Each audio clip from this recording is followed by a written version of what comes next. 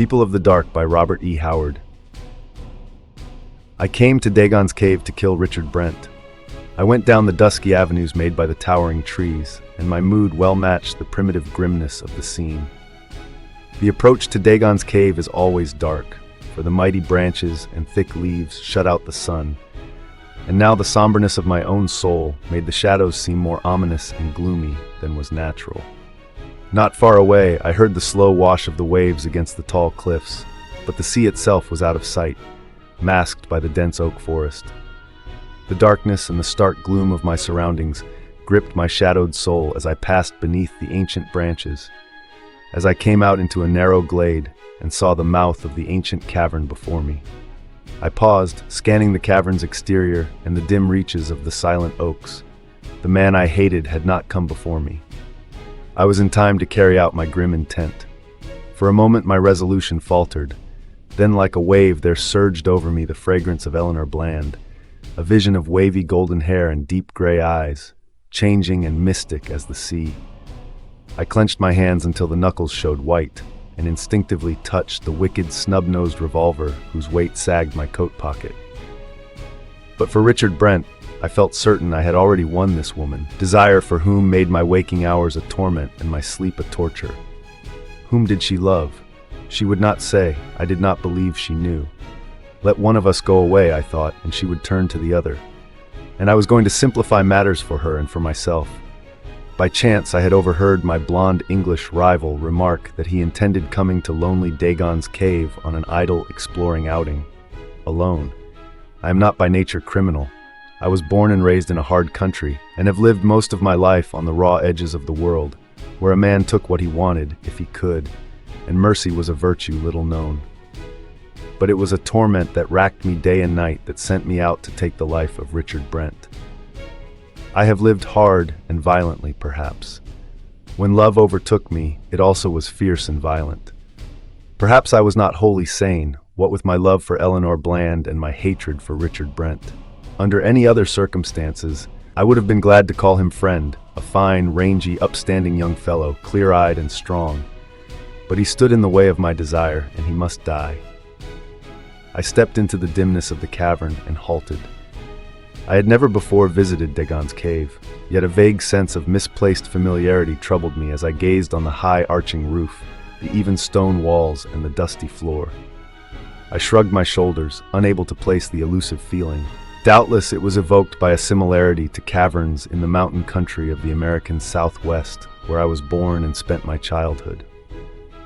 And yet, I knew that I had never seen a cave like this one, whose regular aspect gave rise to myths that it was not a natural cavern, but had been hewn from the solid rock ages ago by the tiny hands of the mysterious little people, the prehistoric beings of British legend. The whole countryside thereabouts was a haunt for ancient folk lore. The country folk were predominantly Celtic. Here the Saxon invaders had never prevailed, and the legends reached back, in that long-settled countryside, further than anywhere else in England, back beyond the coming of the Saxons, and incredibly beyond that distant age, beyond the coming of the Romans, to those unbelievably ancient days when the native Britons warred with black-haired Irish pirates. The little people, of course, had their part in the lore. Legend said that this cavern was one of their last strongholds against the conquering Celts, and hinted at lost tunnels, long fallen in or blocked up, connecting the cave with a network of subterranean corridors which honeycombed the hills. With these chance meditations vying idly in my mind with grimmer speculations, I passed through the outer chamber of the cavern and entered a narrow tunnel, which, I knew by former descriptions, connected with a larger room. It was dark in the tunnel, but not too dark for me to make out the vague, half-defaced outlines of mysterious etchings on the stone walls. I ventured to switch on my electric torch and examine them more closely. Even in their dimness, I was repelled by their abnormal and revolting character. Surely no men cast in human mold as we know it scratched those grotesque obscenities. The little people, I wondered if those anthropologists were correct in their theory of a squat, mongoloid, aboriginal race, so low in the scale of evolution as to be scarcely human, yet possessing a distinct, though repulsive, culture of their own. They had vanished before the invading races, theory said, forming the base of all Aryan legends of trolls, elves, dwarfs, and witches. Living in caves from the start, these aborigines had retreated farther and farther into the caverns of the hills, before the conquerors, vanishing at last entirely. Though folklore fancied pictures, their descendants still dwelling in the lost chasms far beneath the hills, loathsome survivors of an outworn age. I snapped off the torch and passed through the tunnel, to come out into a sort of doorway which seemed entirely too symmetrical to have been the work of nature. I was looking into a vast, dim cavern, at a somewhat lower level than the outer chamber, and again I shuddered with a strange alien sense of familiarity. A short flight of steps led down from the tunnel to the floor of the cavern. Tiny steps, too small for normal human feet, carved into the solid stone. Their edges were greatly worn away, as if by ages of use. I started the descent, my foot slipped suddenly. I instinctively knew what was coming. It was all in part with that strange feeling of familiarity, but I could not catch myself. I fell headlong down the steps and struck the stone floor with a crash that blotted out my senses. Slowly consciousness returned to me, with a throbbing of my head and a sensation of bewilderment. I lifted a hand to my head and found it caked with blood. I had received a blow or had taken a fall, but so completely had my wits been knocked out of me that my mind was an absolute blank. Where I was, who I was, I did not know. I looked about, blinking in the dim light, and saw that I was in a wide, dusty cavern. I stood at the foot of a short flight of steps which led upward into some kind of tunnel. I ran my hand dazedly through my square-cut black mane, and my eyes wandered over my massive naked limbs and powerful torso. I was clad, I noticed absently, in a sort of loincloth, from the girdle of which swung an empty scabbard, and leathern sandals were on my feet. Then I saw an object lying at my feet, and stooped and took it up. It was a heavy iron sword, whose broad blade was darkly stained. My fingers fitted instinctively about its hilt with the familiarity of long usage. Then suddenly I remembered and laughed to think that a fall on his head should render me Conan of the Reavers, so completely daft. It all came back to me now. It had been a raid on the Britons, on whose coasts we continually swooped with torch and sword from the island called Irian. That day we of the black-haired Gael had swept suddenly down on a coastal village in our long, low ships, and in the hurricane of battle which followed, the Britons had at last given up the stubborn contest and retreated, warriors, women, and bairns into the deep shadows of the oak forests, whither we seldom dared follow.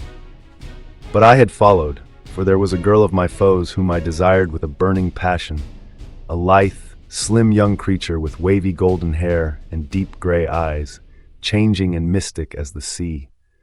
Her name was Tamara. Well, I knew it, for there was trade between the races as well as war, and I had been in the villages of the Britons as a peaceful visitor, in times of rare truce. I saw her white, half-clad body flickering among the trees as she ran with the swiftness of a doe, and I followed, panting with fierce eagerness. Under the dark shadows of the gnarled oaks, she fled, with me in close pursuit, while far away behind us died out the shouts of slaughter and the clashing of swords. Then we ran in silence, save for her quick labored panting, and I was so close behind her as we emerged into a narrow glade before a somber-mouthed cavern that I caught her flying golden tresses with one mighty hand. She sank down with a despairing wail, and even so, a shout echoed her cry, and I wheeled quickly to face a rangy young Briton who sprang from among the trees, the light of desperation in his eyes. "Vertorix!" the girl wailed, her voice breaking in a sob, and fiercer rage welled up in me, for I knew the lad was her lover. "Run for the forest, Tamara!" he shouted, and leaped at me as a panther leaps, his bronze axe whirling like a flashing wheel about his head. And then sounded the clangor of strife and the hard-drawn panting of combat. The Briton was as tall as I, but he was lithe where I was massive. The advantage of sheer muscular power was mine, and soon he was on the defensive, striving desperately to parry my heavy strokes with his axe. Hammering on his guard like a smith on an anvil, I pressed him relentlessly, driving him irresistibly before me. His chest heaved, his breath came in labored gasps, his blood dripped from scalp, chest and thigh where my whistling blade had cut the skin, and all but gone home. As I redoubled my strokes and he bent and swayed beneath them like a sapling in a storm, I heard the girl cry, "Vertorix! Vertorix the Carix! Into the cave!" I saw his face pale with a fear greater than that induced by my hacking sword. "Not there!" he gasped. "Better a clean death. In Ilmarinen's name, girl, run into the forest and save yourself." "I will not leave you," she cried. "The cave, it is our one chance." I saw her flash past us like a flying wisp of white and vanish in the cavern, and with a despairing cry, the youth launched a wild, desperate stroke that nigh cleft my skull. As I staggered beneath the blow I had barely parried, he sprang away, leaped into the cavern after the girl, and vanished in the gloom. With a maddened yell that invoked all my grim Gaelic gods, I sprang recklessly after them, not reckoning if the Briton lurked beside the entrance to brain me as I rushed in. But a quick glance showed the chamber empty, and a wisp of white disappearing through a dark doorway in the back wall. I raced across the cavern and came to a sudden halt as an axe licked out of the gloom of the entrance and whistled perilously close to my black-maned head. I gave back suddenly.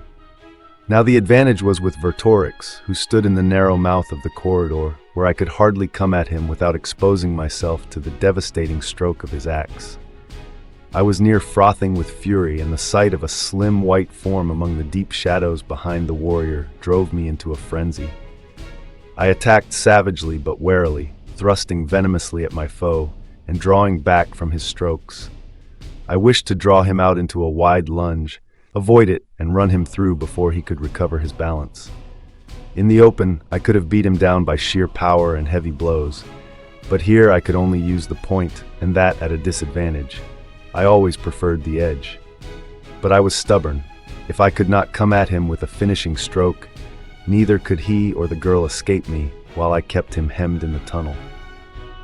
It must have been the realization of this fact that prompted the girl's action, for she said something to Vertorix about looking for a way leading out, and though he cried out fiercely, forbidding her to venture away into the darkness, she turned and ran swiftly down the tunnel to vanish in the dimness.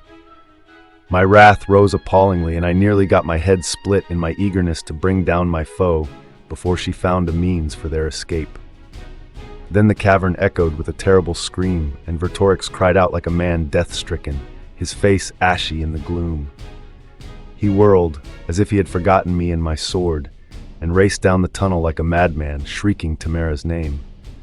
From far away, as if from the bowels of the earth, I seemed to hear her answering cry, mingled with a strange sibilant clamor that electrified me with nameless but instinctive horror. Then silence fell, broken only by Vertorix's frenzied cries, receding farther and farther into the earth. Recovering myself, I sprang into the tunnel and raced after the Briton as recklessly as he had run after the girl. And to give me my due, red-handed reaver though I was, cutting down my rival from behind was less in my mind than discovering what dread thing had Tamara in its clutches. As I ran along, I noted absently that the sides of the tunnel were scrawled with monstrous pictures, and realized suddenly and creepily that this must be the dread cavern of the Children of the Night, tales of which had crossed the narrow sea to resound horrifically in the ears of the Gaels. Terror of me must have ridden Tamara hard to have driven her into the cavern shunned by her people, where it was said lurked the survivors of that grisly race which inhabited the land before the coming of the Picts and Britons, and which had fled before them into the unknown caverns of the hills. Ahead of me, the tunnel opened into a wide chamber, and I saw the white form of Vertorix glimmer momentarily in the semi-darkness and vanish in what appeared to be the entrance of a corridor opposite the mouth of the tunnel I had just traversed. Instantly there sounded a short, fierce shout and the crash of a hard-driven blow, mixed with the hysterical screams of a girl and a medley of serpent-like hissing that made my hair bristle. And at that instant I shot out of the tunnel, running at full speed, and realized too late the floor of the cavern lay several feet below the level of the tunnel. My flying feet missed the tiny steps, and I crashed terrifically on the solid stone floor. Now as I stood in the semi-darkness, rubbing my aching head, all this came back to me, and I stared fearsomely across the vast chamber at that black cryptic corridor into which Tamara and her lover had disappeared, and over which silence lay like a pall. Gripping my sword, I warily crossed the great still cavern and peered into the corridor, Only a denser darkness met my eyes. I entered, striving to pierce the gloom, and as my foot slipped on a wide wet smear on the stone floor, the raw, acrid scent of fresh spilled blood met my nostrils. Someone or something had died there, either the young Briton or his unknown attacker.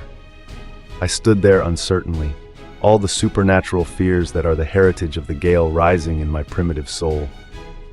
I could turn and stride out of these accursed mazes, into the clear sunlight, and down to the clean blue sea where my comrades, no doubt, impatiently awaited me after the routing of the Britons. Why should I risk my life among these grisly rat dens? I was eaten with curiosity to know what manner of beings haunted the cavern, and who were called the children of the night by the Britons. But in it was my love for the yellow-haired girl, which drove me down that dark tunnel. And love her I did in my way, and would have been kind to her, had I carried her away to my island haunt.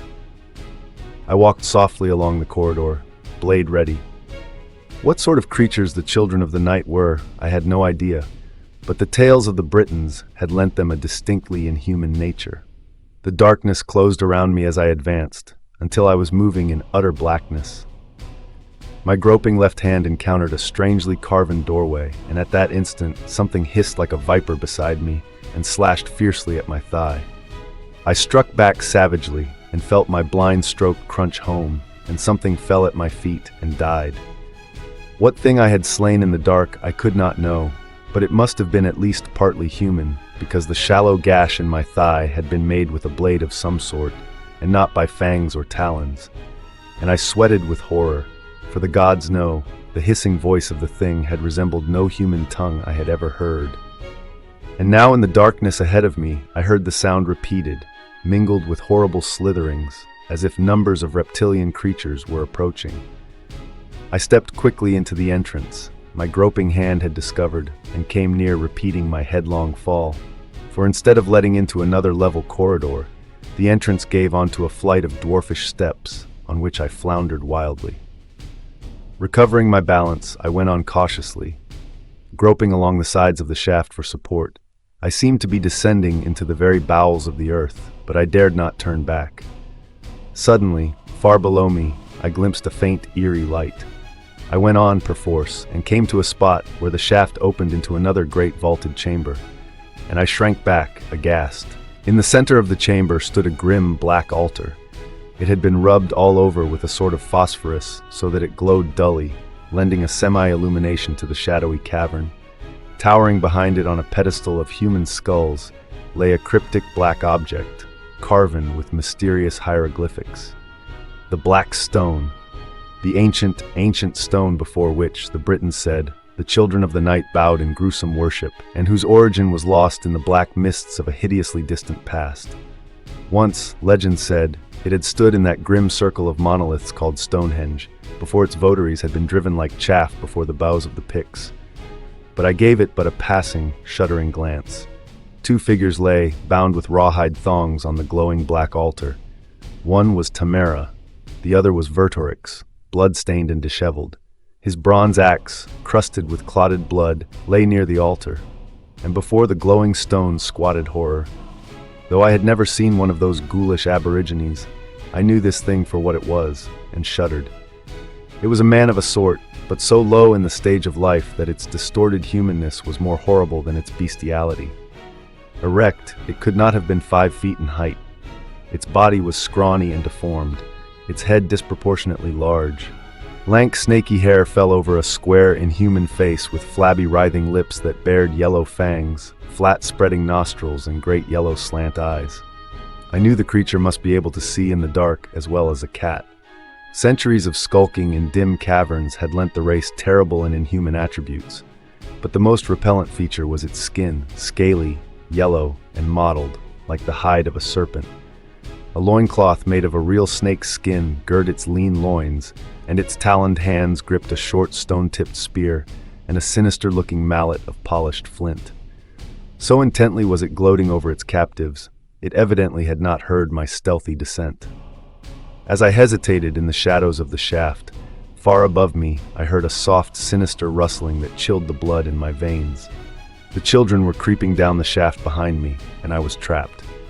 I saw other entrances opening on the chamber, and I acted, realizing that an alliance with Vertorix was our only hope. Enemies though we were men, cast in the same mold, trapped in the lair of these indescribable monstrosities. As I stepped from the shaft, the horror beside the altar jerked up his head and glared full at me, and as he sprang up, I leaped and he crumpled, blood spurting as my heavy sword split his reptilian heart. But even as he died, he gave tongue in an abhorrent shriek which was echoed far up the shaft.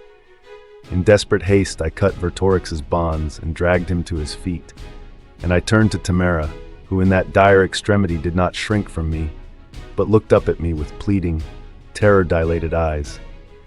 Vertorix wasted no time in words, realizing chance had made allies of us. He snatched up his axe as I freed the girl.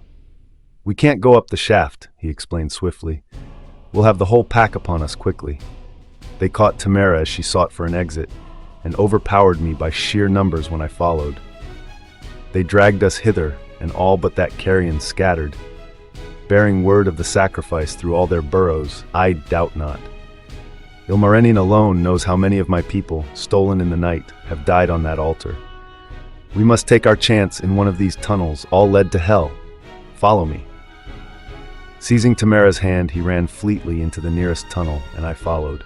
A glance back into the chamber before a turn in the corridor blotted it from view, showed a revolting horde streaming out of the shaft. The tunnel slanted steeply upward, and suddenly ahead of us we saw a bar of gray light. But the next instant our cries of hope changed to curses of bitter disappointment. There was daylight, drifting in through a cleft in the vaulted roof, but far, far above our reach. Behind us the pack gave tongue exultingly, and I halted. "Save yourselves if you can," I growled. "Here I make my stand. They can see in the dark, and I cannot. Here at least I can see them. Go." But Vertorix halted also.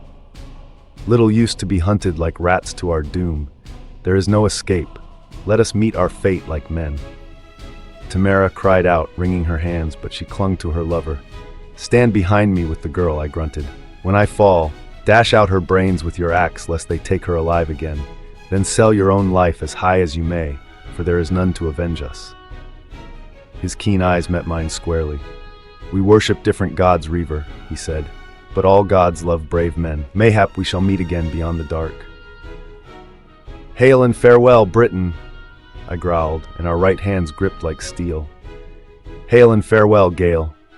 And I wheeled as a hideous horde swept up the tunnel and burst into the dim light, a flying nightmare of streaming snaky hair, foam-flecked lips, and glaring eyes. Thundering my war cry, I sprang to meet them, and my heavy sword sang, and a head spun grinning from its shoulder on an arching fountain of blood. They came upon me like a wave, and the fighting madness of my race was upon me. I fought as a maddened beast fights, and at every stroke I clove through flesh and bone, and blood spattered in a crimson rain. Then as they surged in, and I went down beneath the sheer weight of their numbers, a fierce yell cut the din, and Vertorix's axe sang above me, splattering blood and brains like water. The press slackened, and I staggered up, trampling the writhing bodies beneath my feet. A stair behind us, the Briton was screaming. Half hidden in an angle of the wall, it must lead to daylight. Up it, in the name of Ilmarinen. So we fell back, fighting our way inch by inch. The vermin fought like blood-hungry devils, clambering over the bodies of the slain to screech and hack. Both of us were streaming blood at every step when we reached the mouth of the shaft, into which Tamara had preceded us. Screaming like very fiends, the children surged in to drag us down. The shaft was not as light as had been the corridor, and it grew darker as we climbed, but our foes could only come at us from in front. By the gods, we slaughtered them till the stair was littered with mangled corpses, and the children frothed like mad wolves. Then suddenly they abandoned the fray and raced back down the steps. "What portends this?" gasped Vertorix, shaking the bloody sweat from his eyes. "Up the shaft, quick!" I panted. "They mean to mount some other stair and come at us from above." So we raced up those accursed steps, slipping and stumbling, and as we fled past a black tunnel that opened into the shaft, far down it we heard a frightful howling. An instant later we emerged from the shaft into a winding corridor, dimly illumined by a vague gray light filtering in from above. And somewhere in the bowels of the earth I seemed to hear the thunder of rushing water. We started down the corridor, and as we did so, a heavy weight smashed on my shoulders, knocking me headlong, and a mallet crashed again and again on my head, sending dull red flashes of agony across my brain.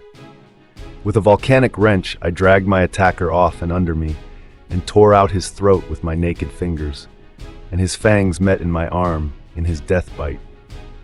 Reeling up, I saw that Tamara and Vertorix had passed out of sight. I had been somewhat behind them, and they had run on, knowing nothing of the fiend which had leaped on my shoulders. Doubtless they thought I was still close on their heels. A dozen steps I took, then halted. The corridor branched, and I knew not which way my companions had taken. At blind venture, I turned into the left-hand branch and staggered on in the semi-darkness. I was weak from fatigue and loss of blood, dizzy and sick from the blows I had received. Only the thought of Tamara kept me doggedly on my feet. Now distinctly I heard the sound of an unseen torrent. That I was not far underground was evident by the dim light which filtered in from somewhere above, and I momentarily expected to come upon another stair. But when I did, I halted in black despair. Instead of up, it led down. Somewhere far behind me I heard faintly the howls of the pack, and I went down, plunging into utter darkness. At last I struck a level and went along blindly. I had given up all hope of escape, and only hoped to find Tamara, if she and her lover had not found a way of escape, and die with her. The thunder of rushing water was above my head now, and the tunnel was slimy and dank. Drops of moisture fell on my head, and I knew I was passing under the river. Then I blundered again upon steps cut in the stone, and these led upward. I scrambled up as fast as my stiffening wounds would allow, and I had taken punishment enough to have killed an ordinary man. Up I went and up, and suddenly daylight burst on me through a cleft in the solid rock. I stepped into the blaze of the sun. I was standing on a ledge high above the rushing waters of a river which raced at awesome speed between towering cliffs. The ledge on which I stood was close to the top of the cliff. Safety was within arm's length. But I hesitated, and such was my love for the golden-haired girl that I was ready to retrace my steps through those black tunnels on the mad hope of finding her. Then I started. Across the river, I saw another cleft in the cliff wall which fronted me, with a ledge similar to that on which I stood, but longer. In olden times, I doubt not, some sort of primitive bridge connected the two ledges, possibly before the tunnel was dug beneath the riverbed.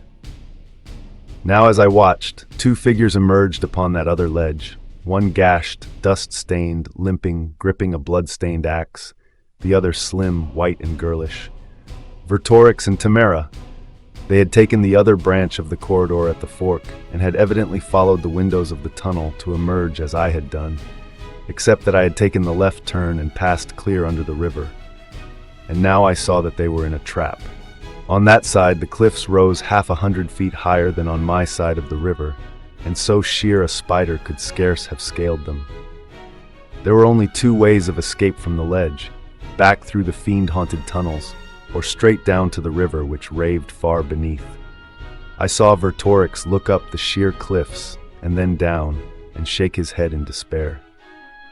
Tamara put her arms about his neck, and though I could not hear their voices for the rush of the river, I saw them smile, and then they went together to the edge of the ledge, and out of the cleft swarmed a loathsome mob, as foul reptiles writhe up out of the darkness, and they stood blinking in the sunlight like the night things they were.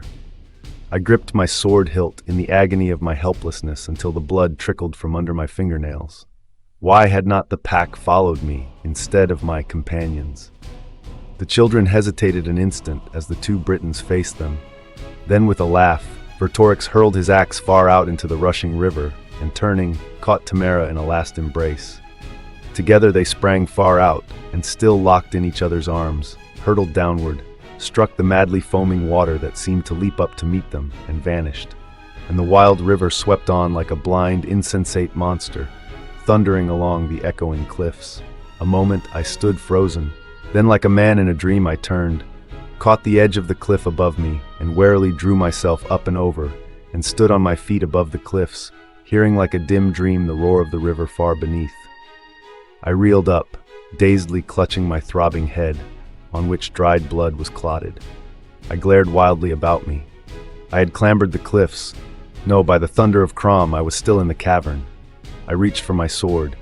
The mists faded and I stared about dizzily, orienting myself with space and time. I stood at the foot of the steps down which I had fallen. I, who had been Conan the Reaver, was John O'Brien. Was all that grotesque interlude a dream?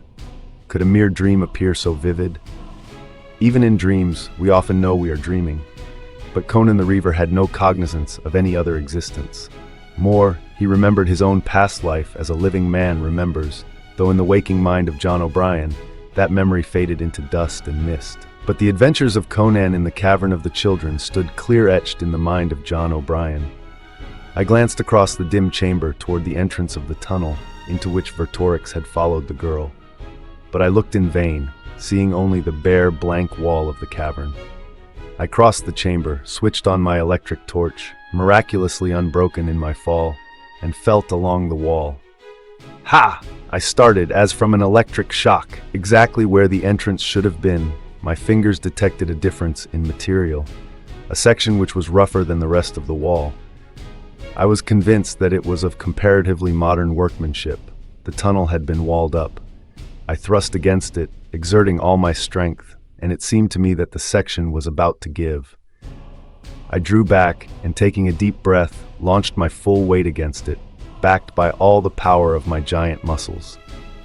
The brittle, decaying wall gave way with a shattering crash, and I catapulted through in a shower of stones and falling masonry. I scrambled up, a sharp cry escaping me. I stood in a tunnel, and I could not mistake the feeling of similarity this time. Here Vertorix had first fallen foul of the children, as they dragged Tamara away, and here where I now stood the floor had been awash with blood. I walked down the corridor like a man in a trance. Soon I should come to the doorway on the left. Aye, there it was, the strangely carven portal, at the mouth of which I had slain the unseen being which reared up in the dark beside me.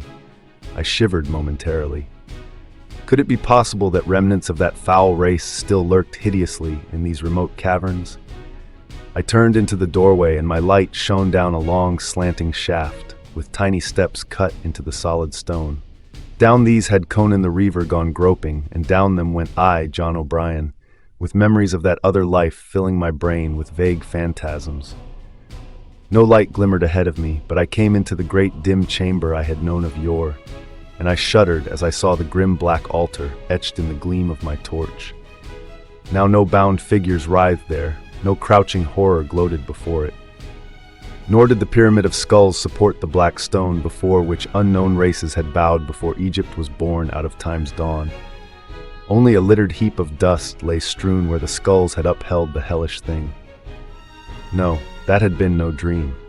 I was John O'Brien, but I had been Conan of the Reavers in that other life, and that grim interlude a brief episode of reality which I had relived. I entered the tunnel down which we had fled, shining a beam of light ahead, and saw the bar of gray light drifting down from above, just as in that other lost age. Here the Briton and I, Conan, had turned at bay. I turned my eyes from the ancient cleft high up in the vaulted roof, and looked for the stair. There it was, half concealed by an angle in the wall. I mounted, remembering how hurriedly Vertorix and I had gone up so many ages before, with the horde hissing and frothing at our heels. I found myself tense with dread as I approached the dark, gaping entrance through which the pack had sought to cut us off. I had snapped off the light when I came into the dim-lit corridor below, and now I glanced into the well of blackness which opened on the stair. And with a cry I started back, nearly losing my footing on the worn steps. Sweating in the semi-darkness, I switched on the light and directed its beam into the cryptic opening, revolver in hand. I saw only the bare rounded sides of a small shaft-like tunnel, and I laughed nervously. My imagination was running riot. I could have sworn that hideous yellow eyes glared terribly at me from the darkness, and that a crawling something had scuttered away down the tunnel. I was foolish to let these imaginings upset me. The children had long vanished from these caverns, a nameless and abhorrent race closer to the serpent than the man. They had centuries ago faded back into the oblivion from which they had crawled in the black dawn ages of the earth. I came out of the shaft into the winding corridor, which, as I remembered of old, was lighter. Here from the shadows a lurking thing had leaped on my back while my companions ran on, unknowing. What a brute of a man Conan had been to keep going after receiving such savage wounds. In that age, all men were iron. I came to the place where the tunnel forked, and as before, I took the left-hand branch and came to the shaft that led down. Down this I went, listening for the roar of the river, but not hearing it. Again the darkness shut in about the shaft, so I was forced to have recourse to my electric torch again, lest I lose my footing and plunge to my death. I, John O'Brien, am not nearly so sure-footed as was I, Conan the Reaver. No, nor as tigerishly powerful and quick either. I soon struck the dank lower level, and felt again the dampness that denoted my position under the riverbed, but still I could not hear the rush of the water. And indeed I knew that whatever mighty river had rushed roaring to the sea in those ancient times, there was no such body of water among the hills today. I halted, flashing my light about. I was in a vast tunnel, not very high of roof, but broad. Other smaller tunnels branched off from it, and I wondered at the network which apparently honeycombed the hills. I cannot describe the grim, gloomy effect of those dark, low-roofed corridors far below the earth. Over all hung an overpowering sense of unspeakable antiquity. Why had the little people carved out these mysterious crypts, and in which black age? Were these caverns their last refuge from the onrushing tides of humanity, or their castles since time immemorial? I shook my head in bewilderment. The bestiality of the children I had seen, yet somehow they had been able to carve these tunnels and chambers that might balk modern engineers. Even supposing they had but completed a task begun by nature, still it was a stupendous work for a race of dwarfish aborigines. Then I realized with a start that I was spending more time in these gloomy tunnels than I cared for, and began to hunt for the steps by which Conan had ascended. I found them, and, following them up, breathed again deeply in relief as the sudden glow of daylight filled the shaft. I came out upon the ledge, now worn away until it was little more than a bump on the face of the cliff.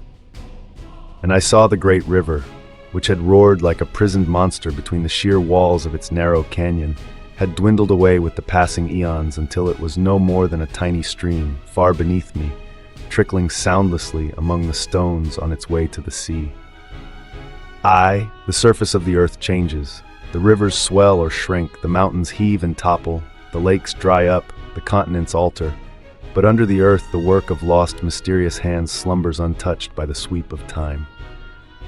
Their work, but what of the hands that reared that work? Did they too lurk beneath the bosoms of the hills? How long I stood there, lost in dim speculations, I do not know, but suddenly, glancing across at the other ledge, crumbling and weathered, I shrank back into the entrance behind me. Two figures came out upon the ledge, and I gasped to see that they were Richard Brent and Eleanor Bland.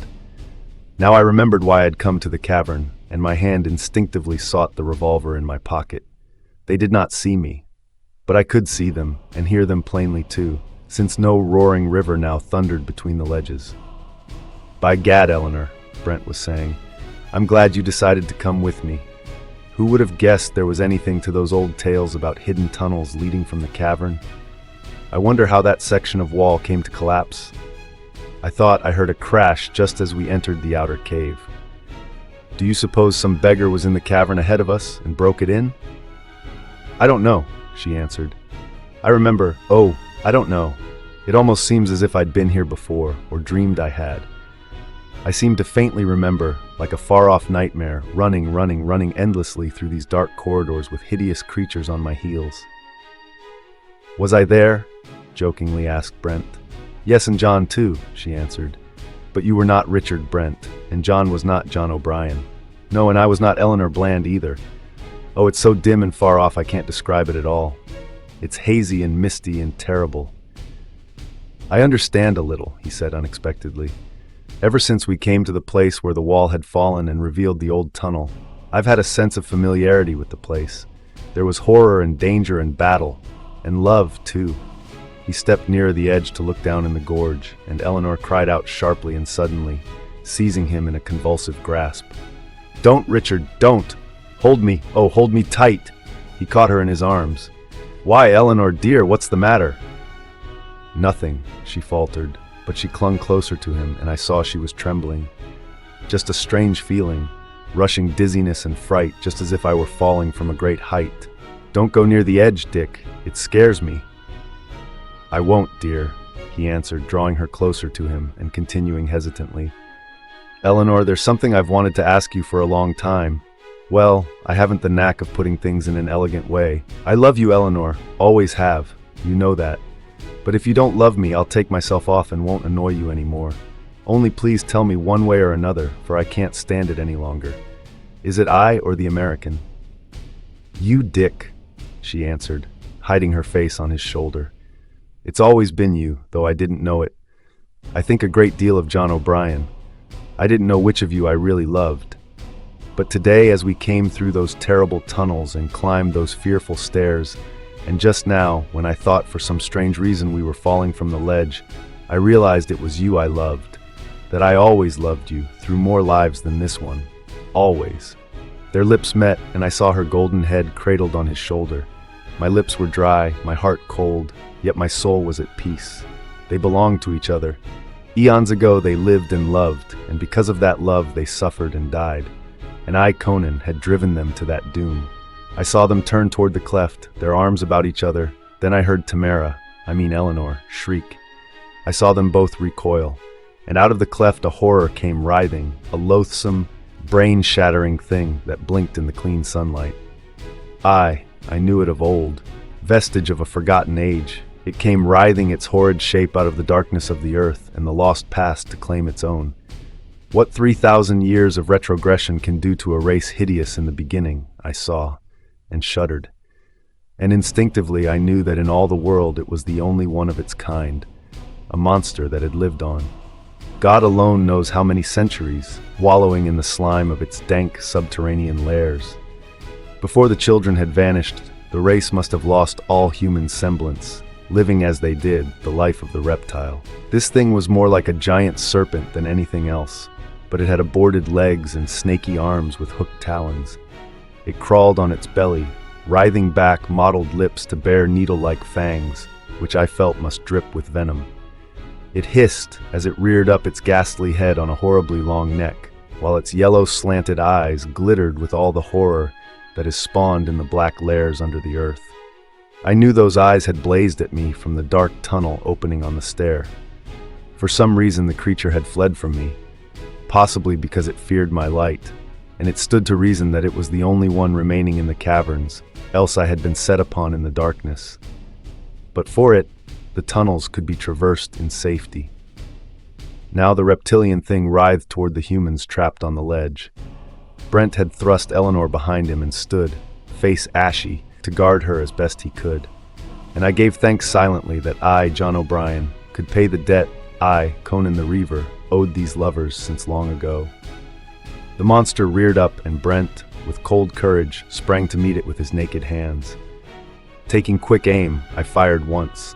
The shot echoed like the crack of doom between the towering cliffs, and the horror, with a hideously human scream, staggered wildly, swayed and pitched headlong, nodding and writhing like a wounded python, to tumble from the sloping ledge and fall plummet-like to the rocks far below. The end.